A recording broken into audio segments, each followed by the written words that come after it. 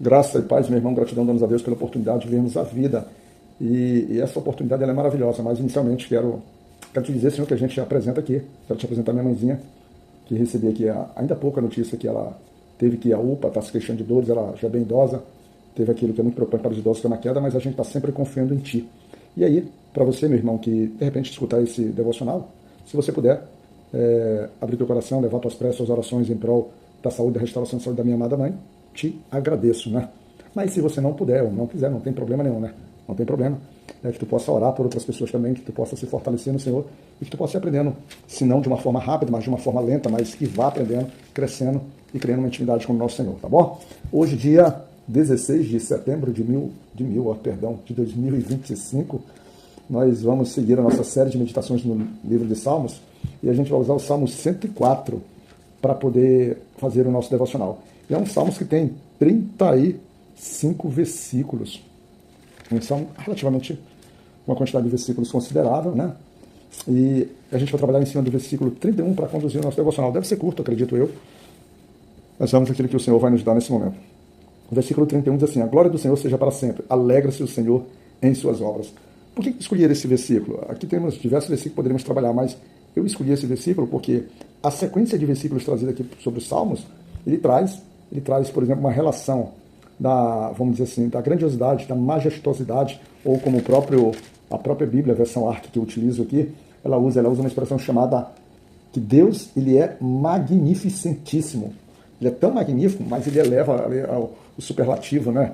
Ele faz ali uma questão superlativa do adjetivo ali, maravilhoso. Ele é magnificentíssimo. Uma palavra até difícil de ler, para ver que a majestade de Deus é tão grande. E aí, a gente consegue enxergar isso logo a partir do versículo 1 desses salmos que diz assim: bendize, ó minha alma, ao Senhor. Senhor Deus meu, tu és magnificentíssimo, estás vestido de glória e de majestade. A primeira das características que a gente olha logo no início dos salmos é um convite, né?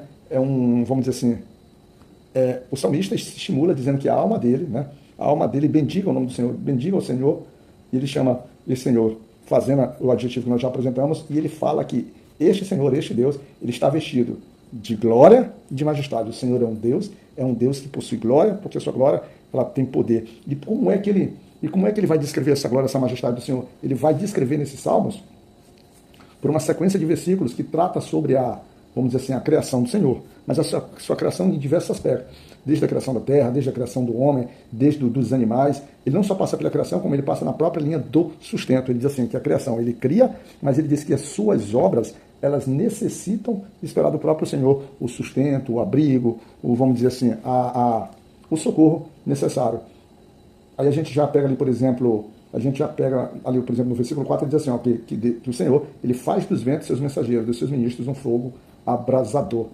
O interessante aqui, porque de fato, assim, não sei se você já parou para pensar, né? Não sei se você já parou para pensar, por que ele utiliza a expressão ventos? Porque o vento está praticamente em todos os lugares. E eu acredito que às vezes quando você assim, está angustiado no sentido de um calor, está abafado, está muito música, aquela brisa gostosa, toca no seu corpo, e você diz, nossa, isso aqui é um presente de Deus, é uma brisa do Senhor, o próprio Senhor, de repente passando aqui, se manifestando aqui no seu corpo pra gente. Eu acho que você tem essa sensação, eu pelo menos tenho essa sensação recorrentemente quando me faz. E na verdade os mensageiros de Deus estão de fato espalhados ali por todos os cantos, porque ele está cumprindo a obra do Senhor, e ele está principalmente nos levando ao alimento espiritual do que tanto necessitamos.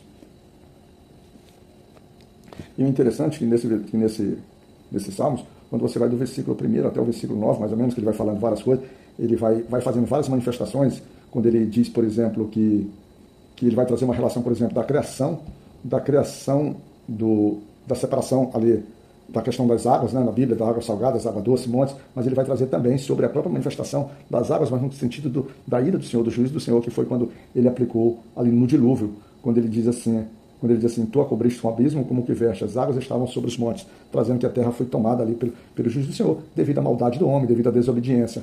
Mas, ainda assim, ele vai e retoma, o salmista retoma, que a voz que aplica o juízo, mas também a voz que traz o que? A esperança, porque ele diz assim, no versículo 7, a tua repreensão fugiram, a voz do teu trovão se apressaram, ou seja, as águas, elas voltam, então, ao local para que Deus o criou ali, sobre as fendas da terra ali, elas são recolhidas e a terra ela seca, fazendo com que essas águas elas acabem respeitando os limites que Deus traçou para elas. E o interessante também, que quando a gente vai dar uma sequência, a partir do versículo 10 ali em diante, ele vai trazer uma relação, por exemplo, sobre a questão dos animais e sobre, por exemplo, como o Senhor ele cuida desses animais irracionais, animais que não trabalham, animais que não têm a condição de sustentar, mas que o Senhor, ele dá sustento. No versículo 11 ele fala que eles dão de beber a todos os animais, ele fala que as aves do céu habitam junto delas ali, ele fala que os montes são regados e a terra farta-se do fruto das suas obras. Ele diz que as ervas crescem para os animais e a verdura para o serviço do homem. Ele diz assim, que as próprias árvores satisfazem, no versículo 16, satisfazem-se as árvores do Senhor e cedro do livro que ele plantou. E nessas árvores, as árvores seminham, né? Elas se protegem, elas fazem suas casas. Então, é a mão do Senhor que vai designando tudo, vai designando os tempos, as estações, a comida, a própria, vamos dizer assim, a própria forma como os animais se alimentam, eles dependem do Senhor. E o interessante, mas lá no versículo 23 ele traz um negócio que parece ser um pouquinho nisso, porque ele fala assim, então sai o homem para a sua lida e para o seu trabalho até a tarde. Parece que o homem, por sua vez, ele parece buscar na sua própria força, na sua própria inteligência, no seu próprio propósito, ou talvez dentro daquilo que é o que a palavra lá desde Gênesis falou, quando o homem pecou, e sobre o suor, e pelo suor do seu rosto, né, ele produziria os seus frutos, os seus alimentos, o seu trabalho, e aqui passa a ser a retidão, mas parece que agora ele confia mais nisso do que no próprio Senhor. Mas o Senhor está mostrando, porque no versículo está mostrando que não é bem assim, porque no versículo 24 ele fala, o Senhor, quão variadas são as tuas obras, todas as coisas que fizeste com sabedoria, cheia está a riqueza, a terra das tuas riquezas, porque essas riquezas são traduzidas principalmente nos bens, né, naquilo que Deus nos dá, no suprimento. O Senhor se manifesta em toda a sua criação. Então, esses salmos, ele traz basicamente isso, e ele vai trazendo essa relação interessante, ele vai fazendo uma contradição. Ora, ele fala que todos nós esperamos de ti o sustento, né? O nosso sustento oportuno, mas em contrapartida, quando o rosto do Senhor, ele, vamos dizer assim, ele parece que está escondido, parece que a face do Senhor não está acessível para a gente, isso que acaba nos perturbando. E aí o homem descobre a sua fraqueza, descobre a sua, vamos dizer assim, simplicidade. Por quê?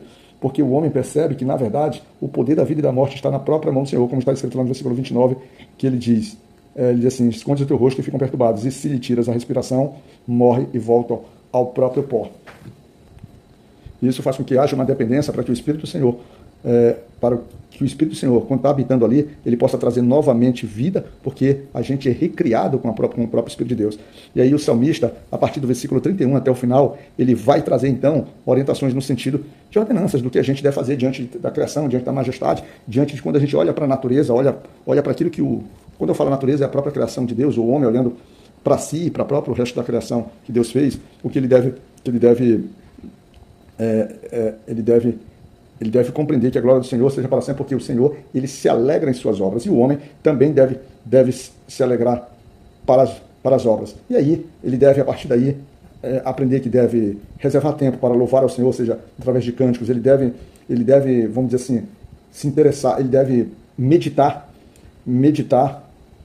sobre essas obras, sobre a criação, sobre o seu significado, para que ele possa encontrar alegria no Senhor, e principalmente ele deve, através desse crescimento espiritual, dessa intimidade, desse relacionamento, fazer com que o número de pecadores eles sejam, vamos dizer assim, diminuídos sobre a face da terra, porque eles passaria a ser, por exemplo, um canal de bênçãos, um canal de aproximação de Deus com essas pessoas que são ímpias, e no final a alma do salmista, ela estaria apta, a alma do homem que se encontra no Senhor, a bendizer e a louvar para o Senhor. Então, é um salmos que ele tenta retratar na criação de Deus, né, para que o homem enxergue o quanto Deus é grandioso, o quanto ele tem poder, o quanto é infinito a sua, vamos dizer assim, a sua capacidade de atender às nossas necessidades de acordo com a vontade do próprio Deus. Que a gente possa se encontrar no Senhor, que a gente possa ter sabedoria, que a gente possa olhar para a natureza, cuidar da natureza de uma forma em que o Senhor nos ensinou, e que a gente possa levar a nossa confiança sempre na direção do Senhor, em busca do seu socorro. E que o Senhor nos cuide, meu irmão.